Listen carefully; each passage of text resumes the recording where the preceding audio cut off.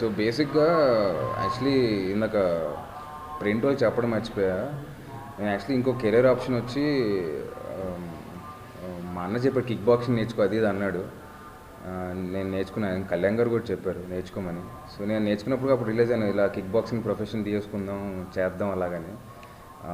Trainer, gym trainer అయిపోదాం అనుకున్నా. That's one of the 2 profession that నేను ఎంచుకున్నా అనుకున్నా.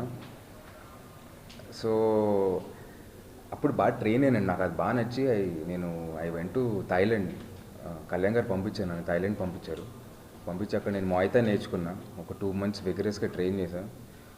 నేర్చుకుని కొంచెం ముయ్ థాయ్ నేర్చుకోవాలంటే కొన్ని సంవత్సరాలు పడుతుంది. బట్ నేను కొన్ని బేసిక్స్ అవి నేర్చుకున్నా.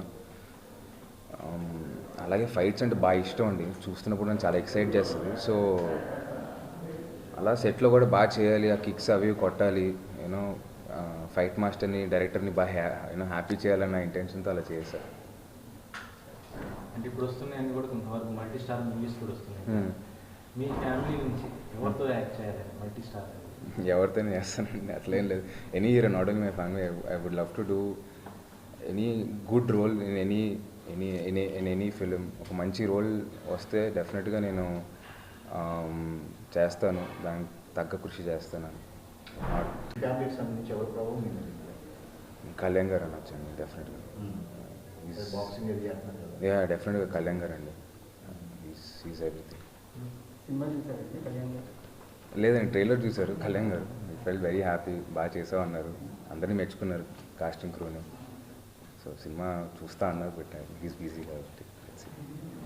అసలు ఈ సెటప్ చేయడానికి ఎన్నాడు పట్టింది? ఈ సెటప్లో మైత్రిలో సుకుమార్ గారిలో మీకు ఎంత టైం తీసుకున్నారు ఈ సినిమా చేయడానికి? అంటే వాళ్ళు వచ్చిందే మైత్రి ప్రొడక్షన్ హౌసే వచ్చిందండి విత్ ద కథ. వాళ్ళకి చెప్పడం, బుచ్చి గారు నాకు చెప్పారు నాకు వైష్ణవే కావాలన్నారు. అప్పుడు సుకుమార్ గారు అప్రోచ్ అవ్వడం, already everyone was on board. Mythri కానీ, బుచ్చి గారు కానీ, సుకుమార్ రైటింగ్స్ కానీ. సో అలాగే ఆ ప్యాకెట్స్తోనే నాకు వచ్చింది. I'm very lucky in that way.